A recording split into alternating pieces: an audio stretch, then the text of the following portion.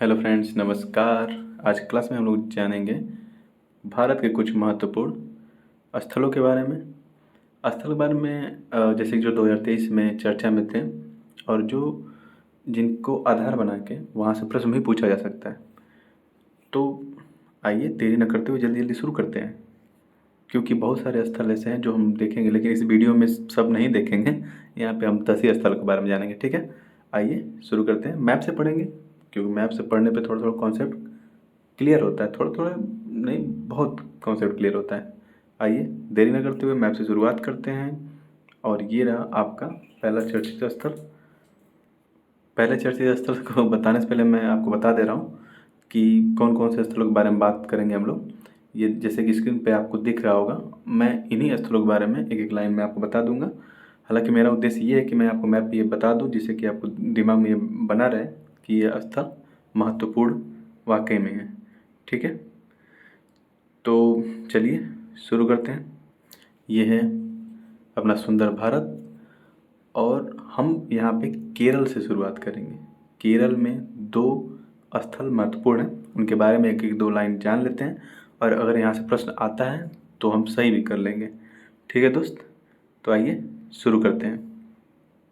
अभी हाल ही में आपने सुना होगा कि भारत का पहला संविधान साक्षर जिला कोल्लम बना है।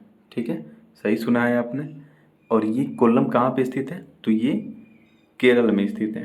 ठीक है, केरल में स्थित है। और इम्पोर्टेंट ये है कि ये प्राचीन बंदरगाह रह चुका है, और ये अष्टमुडी जो झील है उसके किनारे पे स्थित है। तो ये बातें आपको याद रखनी है। ये कोई आश्चर्य की बात नहीं होगी कि पूछ लेगा कि अष्टमुडी झील कहाँ पे, या फिर मैचिंग के लिए दे देगा, तो वो आपको केरल में अष्टमुडी झील मिलेगी। और भारत का ये पहला संविधान साक्षर जिला क्यों बना? क्योंकि यहाँ पे एक राज्य स्तर पे एक अभियान चलाया गया कि जो यहाँ के नागरिक हैं उनको हम उनके राइट से, उनके अधिकार जो हैं, कानूनी जो अधिकार हैं, बेसिक जो उनके अधिकार हैं, उनको पता होना चाहिए कि क्या है। ठीक है, बहुत लोगों को ये पता नहीं होता है।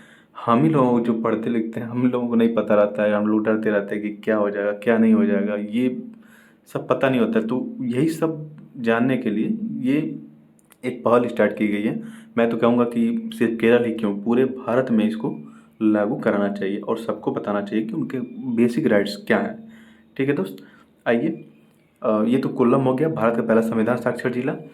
और हम चेरपुला शेरी के बारे में बात कर लेते हैं। यहाँ पे चेरपुला शेरी में पूछेगा आपको कि पीस ऑफ वॉल भारत में कहाँ पे स्थापित की गई है, या फिर पीस ऑफ वॉल जो चर्चा में थी वो कहाँ है? तो ये चेरपुला शेरी केरल में है। ठीक है, क्यों ये पीस ऑफ वॉल बोला जा रहा है? क्योंकि 250 से ज़्यादा लैंग्वेज में उस वॉल पे स्क्रिप्ट तैयार की गई है, लिखी गई है। ठीक है, भित्ति चित्र बनाया गया है 250 लैंग्वेज में, विश्व के 250 लैंग्वेज में।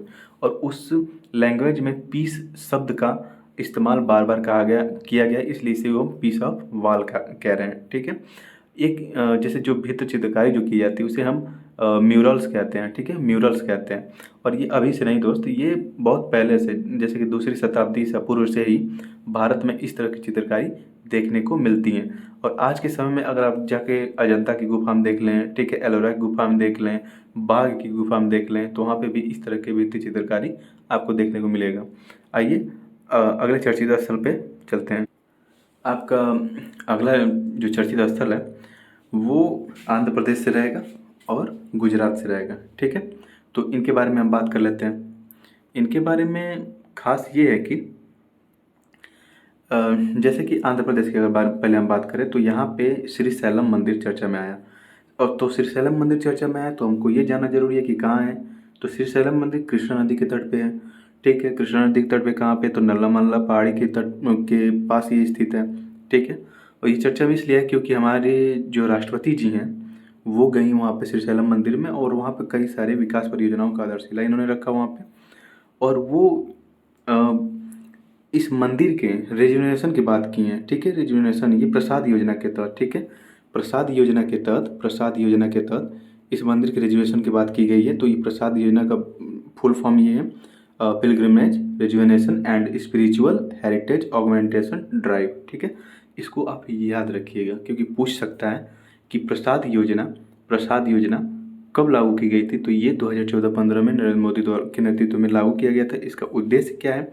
जो पुराने मॉन्यूमेंट्स हैं उनको जीर्णोद्धार करना, उनका जीर्णोद्धार करके उनको पर्यटन लायक बनाना, और वहाँ पे केंद्र द्वारा बहुत से खर्चे किए जाते हैं जिससे कि उनको फिर से एक कया उनका कायाकल्प किया जाता है। ठीक है, कायाकल्प किया जाता है, ये ध्यान रखिएगा। और वहाँ पे मल्लिकार्जुन नाम से एक ज्योतिर्लिंग भी है। 12 जो ज्योतिर्लिंग है, आपको पता होगा कि भारत में टोटल 12 ज्योतिर्लिंग है। वो 12 ज्योतिर्लिंगों में से मल्लिकार्जुन ज्योतिर्लिंग वही मिलेगा आपको आंध्र प्रदेश में। ठीक है, बाकी 12 ज्योतिर्लिंगों का मैं नाम यहाँ दे दिया हूँ, आप उनके लिस्ट को देख सकते हैं। अगला प्रश्न यहाँ से पूछा जा सकता है कि जूनागढ़िया गाँव, जो जूनागढ़िया है वो किस लिए चर्चा में था और ये कहाँ पे स्थित है। तो जूनागढ़िया आपको ये गुजरात में मिलेगा, कच्छ में मिलेगा। ठीक है, यहाँ पे आपको देखने को मिलेगा कि यहाँ पे कुछ कंकाल के समाधान पाए गए, और उन कंकालों के जब समाधान का परीक्षण किया गया, ठीक है, समाधान का जब साक्ष्य मिला, उनका परीक्षण किया गया, तो ये पता चला कि 3200 ईसा पूर्व से भी पहले के हैं। ठीक है, अगर आज से काउंट किया जाए तो ये लगभग 5000 साल पुराने हैं। तो इस तरह के जब क्षेत्र चर्चा में आते हैं तो वहाँ से प्रश्न जरूर पूछ लिया जाता है कि जूनागढ़िया क्यों चर्चा में था, ये कहाँ पे है। ठीक है, इस तरह के प्रश्न आपसे पूछा जा सकता है। तो आइए आगे चलते हैं।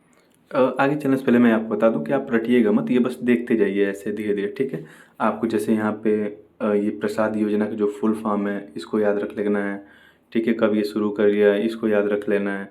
मतलब ऐसे ही आप देख लीजिए, ये इतने 12 ज्योतिर्लिंग से इनको पढ़ लेंगे तो एक बार दिमाग में बैठ जाएगा कहाँ कहाँ पे हैं ये।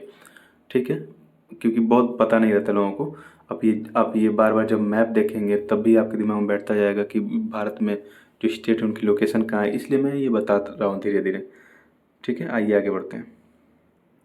मैप से बताने का मतलब यही है कि आप इन लोकेशंस को माइंड मेकअप कर लेंगे, क्योंकि बार बार जब ये देखेंगे कि भारत का मैप ऐसा है, ठीक है, ये नॉर्थ ईस्ट है, यहाँ पे लद्दाख का एरिया ये है, जम्मू कश्मीर का ये, तो आपके मैप दिमाग में मैप बन जाएगा। और जब भी आप इस तरह के क्वेश्चन देखेंगे तो कुछ क्वेश्चन तो ऐसे ही सॉल्व हो जाते हैं। ठीक है, तो जैसे कि अब पूछ लिया कि रंगदुम मॉनेस्ट्री या मठ कहाँ है, तो ये लद्दाख, सर जी बताए थे लद्दाख, ये लद्दाख में लगा दिया आपने। क्यों चर्चा में, ये बता दे रहा हूँ, मॉन्यूमेंट ऑफ नेशनल इंपॉर्टेंस, इसको राष्ट्रीय स्मारक घोषित किया गया इसलिए चर्चा में। यानी कि राष्ट्रीय स्मारक घोषित करने का मतलब यही है कि इस क्षेत्र मतलब इस जो मठ को अब केंद्र सरकार के अंतर्गत ये आ जाएगा और वो उसकी जिम्मेदारी लेगी, और यहाँ पे जो भी खर्चा होगा केंद्र सरकार करेगी। अब देखिए कुछ इंपॉर्टेंट लोकेशन देख लीजिए, जैसे चर्चा में रहता है अक्साई चीन, तो ये रहा अक्साई चीन आपका। सियाचिन ग्लेशियर है ये गिलगिट बल्टिस्तान का एरिया है, ये जम्मू कश्मीर है, ये पूरा लद्दाख है। ठीक है, तो ये सब आप ध्यान रखिएगा। आइए आगे बढ़ते हैं। अभी सियाचिन ग्लेशियर के बारे में बात किए हैं, तो यहाँ सियाचिन से संबंधित न्यूज भी आ गई। ऐसे ही प्रश्न आते रहते हैं, आपके दिमाग में सियाचिन ग्लेशियर बैठ जाएगा कि ये यहाँ पे है, तो ऐसे कोई भी न्यूज आएगी तो आप तुरंत उससे मार्कअप कर सकेंगे। ठीक है, तो सियाचिन फिर चर्चा में क्यों आया, क्योंकि हमारी देश की बेटी जो है शिवा चौहान, कैप्टन शिवा चौहान, इज्जत से नाम लो, कैप्टन शिवा चौहान, नाम पे मत जाइएगा शिवा तो लड़का नहीं, शिवा चौहान ये लड़की का नाम है।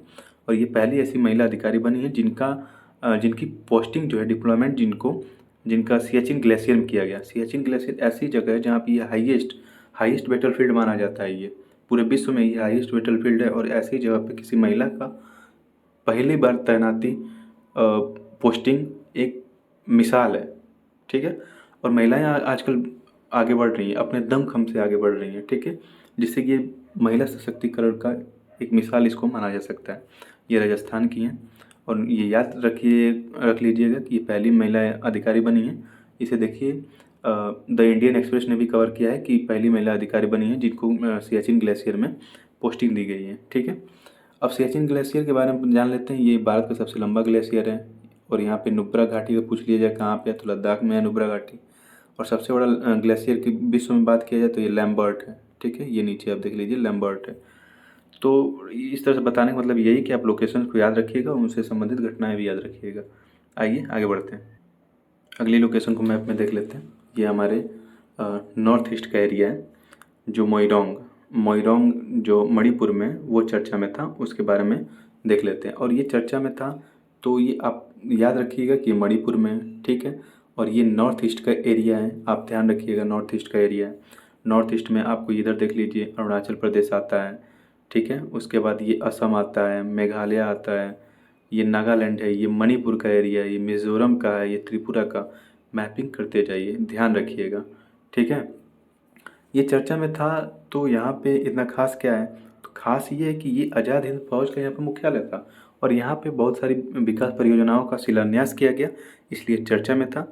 तो अगर पूछ दिया कि आज़ाद हिंद फौज का मुख्यालय कहाँ है, तो ये मोइरंग मणिपुर में। ठीक है फ्रेंड्स, आइए आगे बढ़ते। तो ये कोटिया क्षेत्र है। कोटिया क्षेत्र में कोटिया क्षेत्र में आपको यही पूछेगा कि आंध्र प्रदेश और उड़ीसा के मध्य अभी हाल ही में जो चर्चित क्षेत्र था उसका क्या नाम है, तो कोटिया पंचायत क्षेत्र या कोटिया क्षेत्र है। ठीक है, आइए आगे बढ़ते हैं।